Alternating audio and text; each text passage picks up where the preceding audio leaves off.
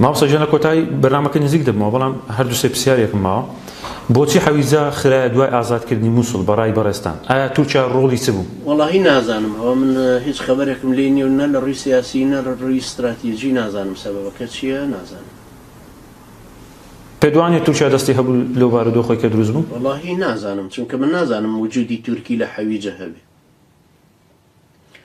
بەڵام وجودی تورکی هەروەکو وتم ئەو بربەستەی وجودی پارتی و هەولێر کە لە هەولێر و دهۆکەوە ئەو مەشروعە بربەستێکە لە ڕێی استراتیجیەتە ئێرانیەکەی کە لە سنە سلێمانی هەتا حەسەکە و کۆبانی ئەم بربەستە ئێرانە ئێوێ لای بە بەڵام لە هەمان کاتیشە ئەگەر لا بچێ خطوورەتێکی استراتیجی و ئەمنی زۆر گەورە بەرامبەر بە تورکیا دروستە بێ ئەو کاتە دێنەوە سەر شەڕی سەفەوی و شەڕی عوسمانی چاڵدێرانێکی تر بۆ ئێمە دروست دەبێتەوە لە ناوچەکەمان.